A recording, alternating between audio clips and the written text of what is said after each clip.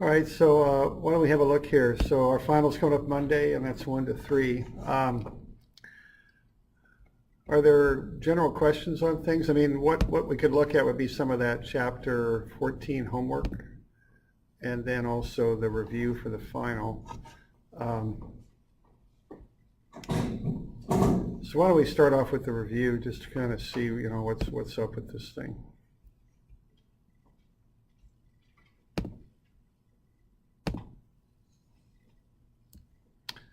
All right, so now a lot of the final will basically cover chapter 14, which is about pumps. So you should know the basic idea of how a centrifugal pump works, you know, with a spinning impeller throwing water out into a volute. And you know, this review, I've handed this out. Everyone has a copy of this, I'm thinking, is that right? Everybody has a copy, all right? And then we did pump heads, total dynamic head. We did horsepower, efficiency, electric power costs. And then we looked at pumps in parallel and series. We went over pump curves, operating points, cavitation we really didn't cover, so cross that off the list, I think. All right. So we've got, that's kind of the chapter 14 stuff that'll be on there, okay?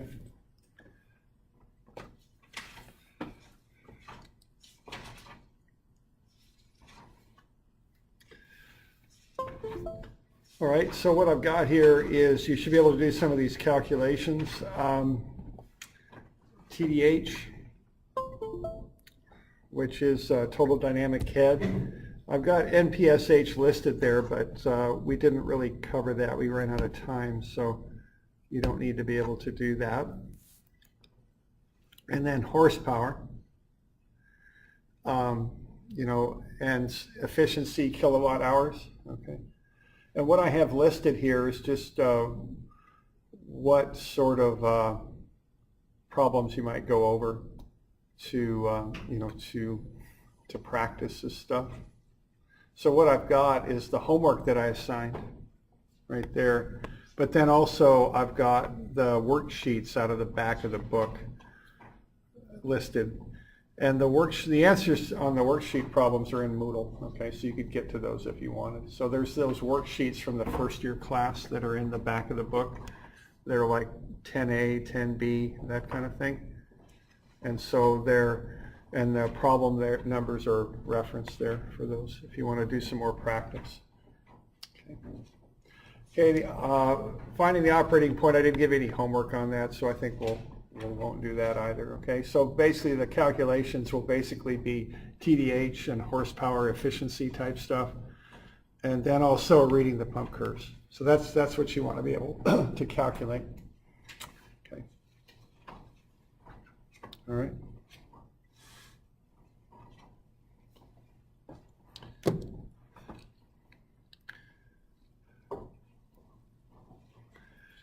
All right, so those are the main things that you know, I'd like you to be able to do.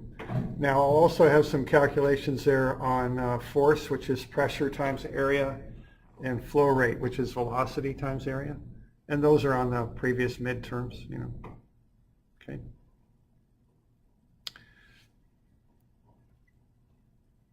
So that's kind of the material that we'll cover, all right? So do you want to look at some of that homework there? Would that be the thing to do?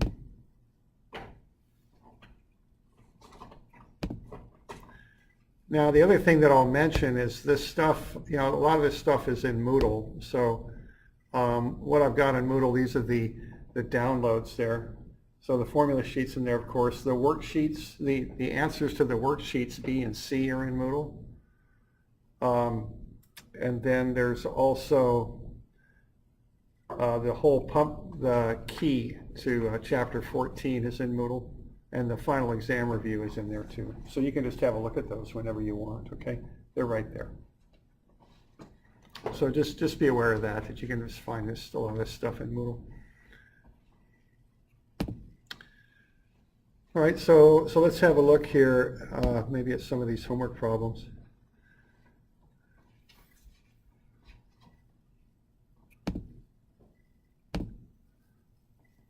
All right, that second one there, we've got 300 gallons per minute, 50 feet ahead. The RPM doesn't make any difference. If you want to find the horsepower, what you do, you just take the flow, 300 gallons per minute, times the head, which is 50 feet. And then there's a conversion factor in there, which actually combines two conversion factors together. But all you got to know is if you just take the flow times the head and divide it by 3960, you'll get the horsepower. Now this will be water horsepower, meaning the horsepower that has to be applied to the water to make it do this, okay? So this is the horsepower that the water would require to flow at 300 gallons per minute and have 50 feet ahead.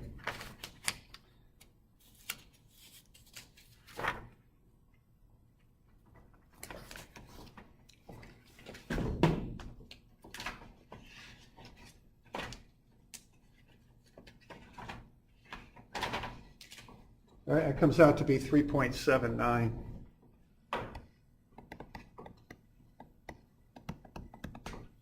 Okay. Now the next one, you got the efficiency in the pump and motor. So if you want to find the brake horsepower and the motor horsepower, you take that 3.79. Now what's going on here is that's what's delivered to the water. That's what the pump has to deliver to the water. The brake horsepower is what comes in to the pump. So if you take that number and divide it by 0.72, what you get is 5.26. So the idea here is you've got to put more horsepower into the pump than you get out of it. Okay, so that's brake horsepower. And it's the same thing with the motor. You're going to take 5.26 horsepower, that's what the motor puts out to put into the pump, but the motor is 81% efficient. So what you're going to get out of that is 6.5 motor horsepower. Okay.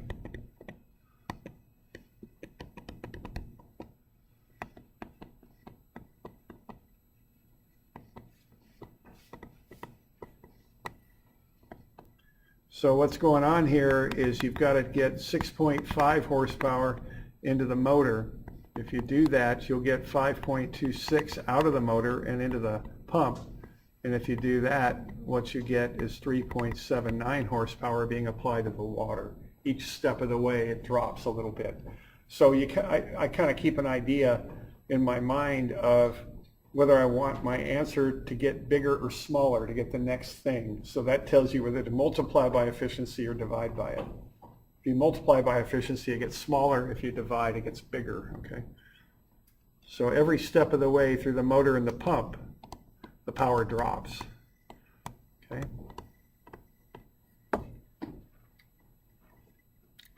All right, now the next thing you'd do would be to take the horsepower, which is what you're buying from the power company. This is what goes into the motor.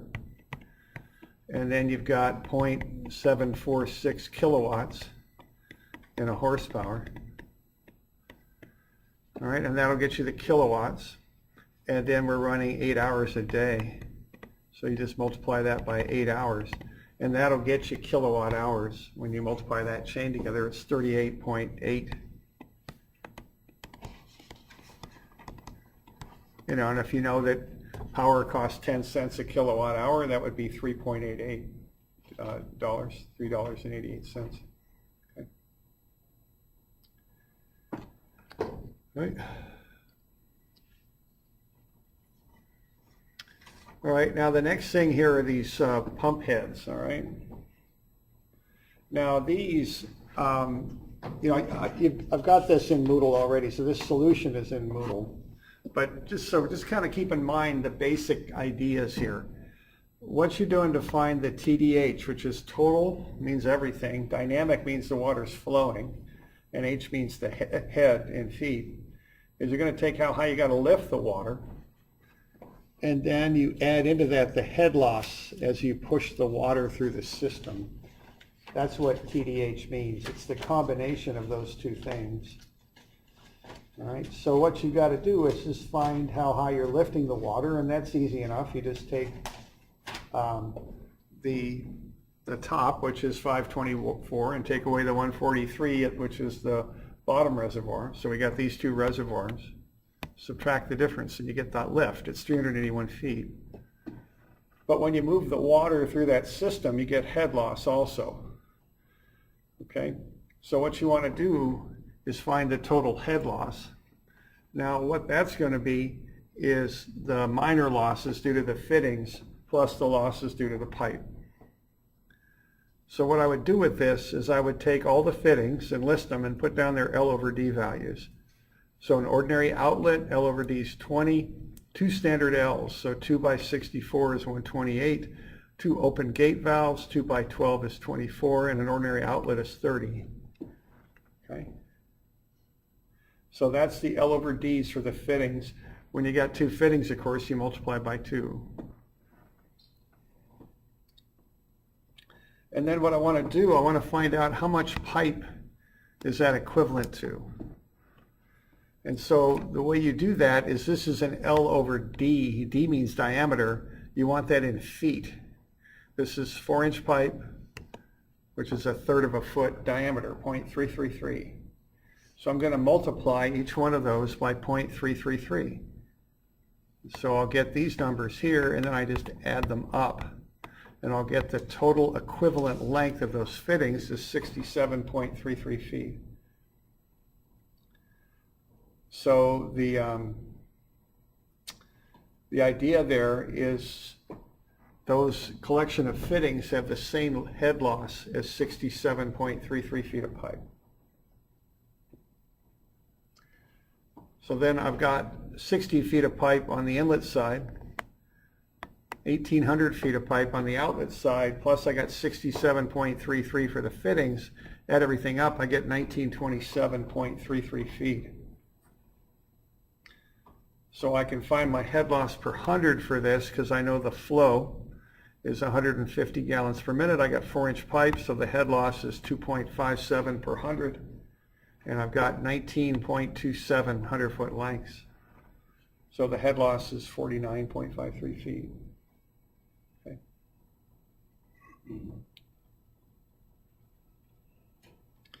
All right. So that's how you'd work through that. Kind of the short story there is you find the lift and then find the head loss and add them together.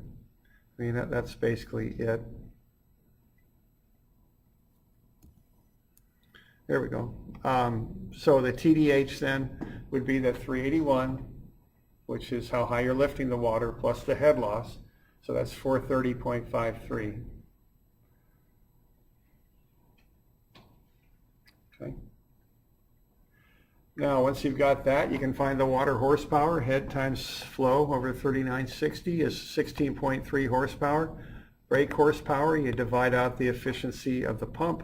Motor horsepower, you divide out the efficiency of the motor. So that gets you to 23.97 horsepower.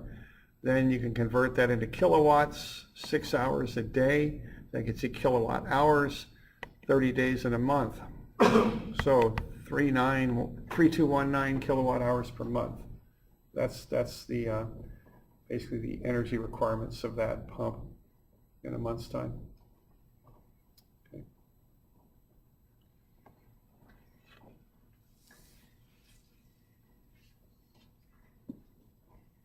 So that's the drill on that stuff. That's how you do that. So you find how high you lift the water and you add in the head loss. The head loss usually includes the minor losses for the fittings and the lengths of the pipe combined. Okay.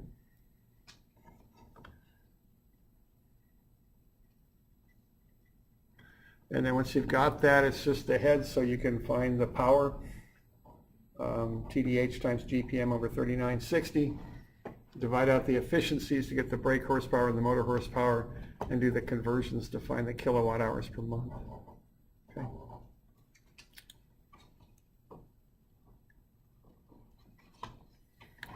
All right, next one's kind of the same thing. Find the static lift, which in this case is 160 feet. Not so many fittings on this, so we got an outlet and an inlet. each of them times 0.5 because it's 6-inch pipe, which is half a foot. So that gets you 25 feet, not 15, but 25 there. And then you take the inlet side is 40 feet long, the outlet side is 520, add in the 25, you get 585 feet for the total length. You can find the head loss for that length, it's 27.27, and add it to the lift, the 160. So 160 plus 27.2, is it 27 or 21? I've got a typo there somewhere. I'm not sure which one it is. And you know, it really doesn't make a whole lot of difference anyway, it's just rounding kind of stuff, you know, it's not that significant.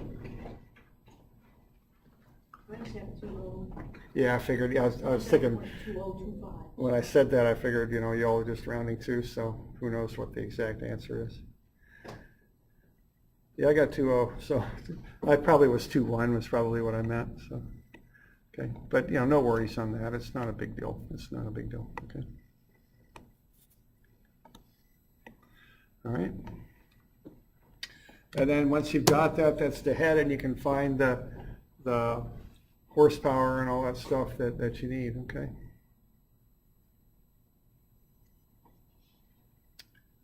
The MPSH, you know, we're not doing that, so don't worry about it.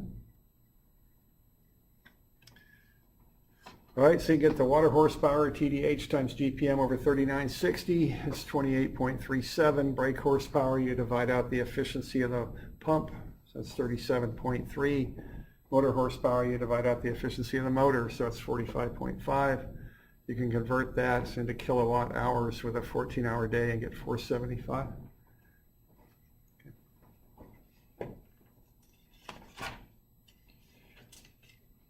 So there's some examples of the main kind of calculations for the test. So we got any questions on that? You doing all right with that?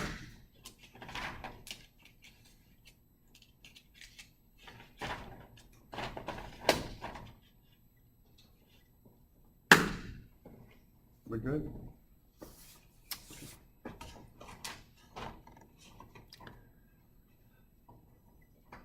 Okay. All right, now we got this pump curve stuff too. So this first one, single stage pump, 30 feet of TDH, 7.5-inch diameter impeller. And we want to find the flow, efficiency, and brake horsepower. Okay. So what you would want to do on this would be to go in 30 feet, right there. All right, and then read over until you hit the 7.5-inch impeller, which is the second one down. So right about there, and then just go straight down from there, like so. So what I'm getting out of that is 350 gallons per minute. Okay, so that's 350. Okay, for efficiency, it looks like I'm about 79. No, let's see. I got 81. Oh, yeah, okay. It's about 81% would be the read here. Okay, because there's the 81% line. I'm right about on it. So I'd call that 81. But this is a single stage pump. So I take 4% off the efficiency and get to 77%. Okay, you got to remember those little notes in there for the multi-stage pumps. You have to apply those numbers. And then for the brake horsepower on this, you read the second line down and read that over, like so, and that's about 3.2.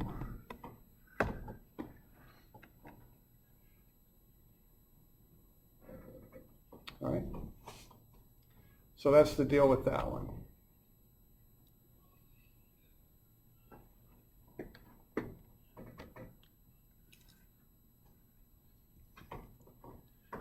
All right. Now the next one here, we've got a two-stage pump with a TDH of 50. All right. Now two-stage means two bowls. Okay, so what that is, it's like pumps in series, basically. So we've got two stage, so we got 50 feet, or TDH is 50, but that's for a two-stage pump. So if you divide that by 2, you get 25 feet per stage. And you could substitute the word bowl in for that if you wanted. Okay? So that's how you have to deal with that, okay? So this pump is a pump that has 2 volutes, one after the other. And each volute will give it a certain amount of head. So if you've got 2 volutes, each one would give it 25 feet of head, okay? And so you might think of these pump curves as kind of being per volute. You know, that's how you might think about it, all right? So that's 25 feet ahead, so you can pick that up and follow that line in. And we've got 7.5 inch impeller again, so we can read that down. All right, and what I'm getting there, and everybody might read this a little different. I came up with 435 feet, what I came up with. Now the efficiency is about on the 80% line. It's 2-stage, so I just take away 2, so that's 78% efficient.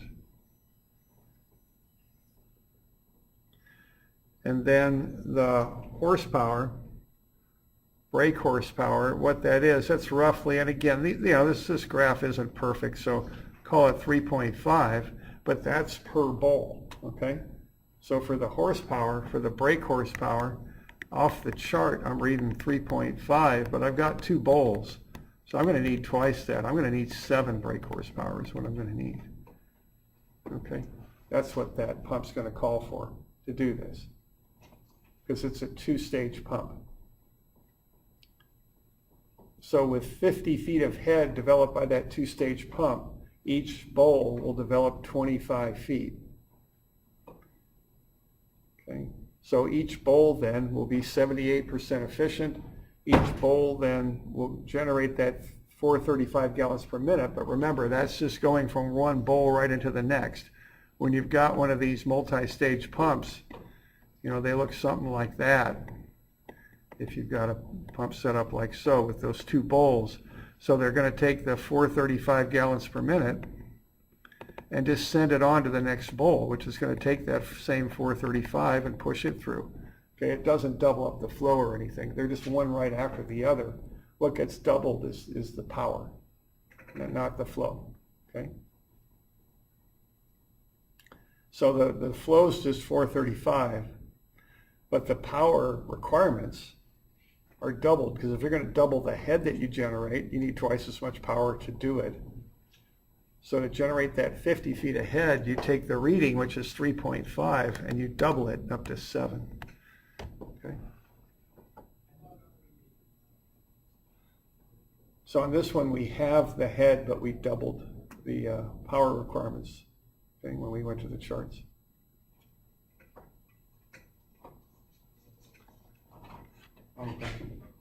So if you have 2 bowls, you need more horsepower to push the water. What would be the benefit of using 2 bowls where you would have to use so much more energy? Did you get more velocity? Or? You get more head, more pressure out of the pump. So you can, you know, by doing this, you can just stack the bowls and just generate more pressure if you need to overcome more head to push the water where you want it to go. So that's the purpose of this. Doesn't increase the flow, but it increases the pressure of the head. That's about it. But, you know, of course, when you increase it, you've got to supply more power. I mean, that's just how it works. Yeah. But you're doing it without using 2 separate bowl pump and motor setups. Yeah, it's yeah. still more efficient than having multiple setups. Yeah. Right. And also, you know, it could be just physical constraints. And just, you know, you might 2 bowls might work, just fit better. One large bowl may not have as much efficiency. There might be some things about it that don't work as well. So they make these multi-stage pumps.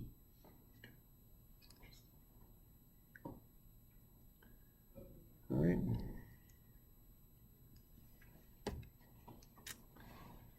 Okay, the last one there, we're going to go 500 gallons per minute on this one. So let's see what the requirements are. 8.5 inch impeller. So 500 gallons per minute, 8.5 inch impeller is this one. So we're intersecting right about there. Come on over there, it looks like about 50 feet.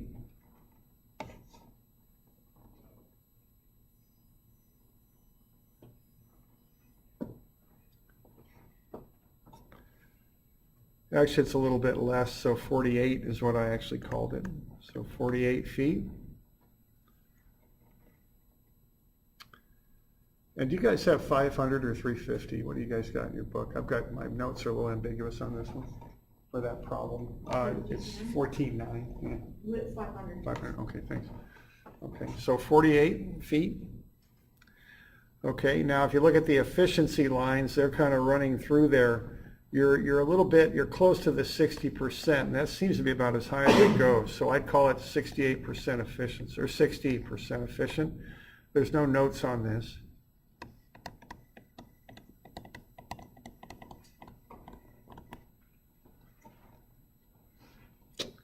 Okay.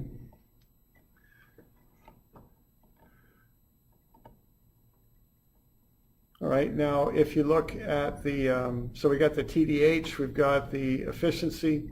Now if we look at the power on this one, we're somewhere in the range, you know, here's 10. This is, we're somewhere between 10 and 15, a lot closer to the 10. So I called it 11 brake horsepower from the look of it.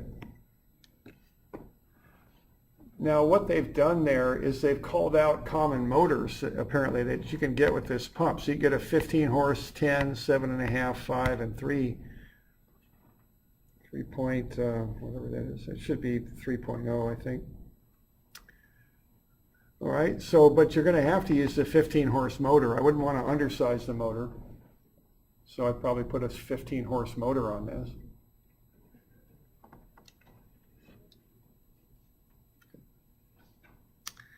And then the last thing is the required MPSH, which, I don't know, we really didn't cover that so much, but all you do is you just intersect this line and go on over this way.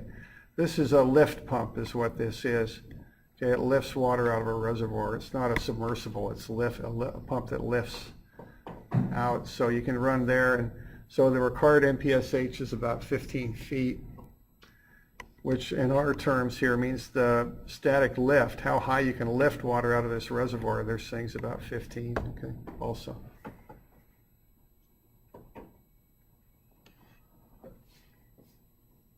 It's interesting, to get the size of the motor, I divided 9.5 by, which was my brake horsepower, by 59.5 efficiency.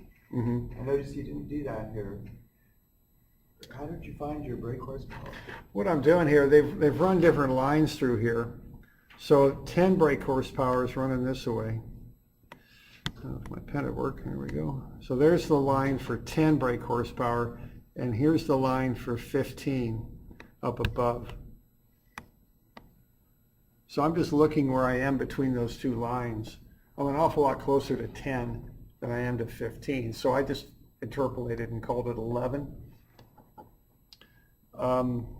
I mean, we could run the numbers, you know, and see. Well, I got 48 feet of horsepower, and then I've got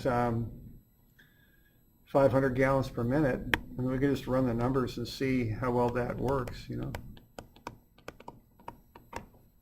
48 feet of total head? Yeah, that's what I'm looking at there, and that's just an estimate. You know, these graphs, you can't read them precisely. So this will get me the water horsepower. So 500 times 48, and I divide that by 3960. And that gets me 6.06 water horsepower. And then my efficiency is about 60% efficient. So if I take 6.06 and divide it by 0.6, I'll get the brake horsepower. It's 10.1 by this calculation, so they are a little different. Close. Yeah, yeah, you know, it should work out. Actually, I'm surprised it's, you know, it should be a little better. Maybe my 48, maybe that's actually closer to 50. It's hard to really read these things perfectly. So it's not like, you know, just because I said it's 48 doesn't mean it is. It just means that's how I read it, you know. It does seem to be a little bit below 50 though, where that line intersects. So, I don't know. So, yeah. It's not worth the time arguing about it, kind of thing. Yeah. All right. So that's a bit of a run through this stuff.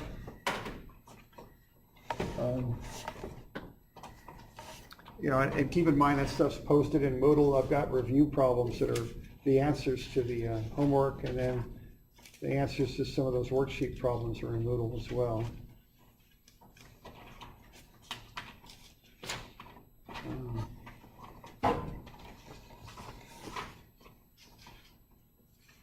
You okay with that? We got any questions? We also got the force is pressure times area, and the flow rate is the velocity times the area. We got that stuff on here. We also have some other stuff that's listed about pumps that you should know. Okay, so the F equals PA and the Q equals VA we've had on tests, you know. Will they be part of a Bernoulli's equation? Do you think their Bernoulli's equation will be on the test? Not really. It's kind of, Bernoulli's equation really is kind of more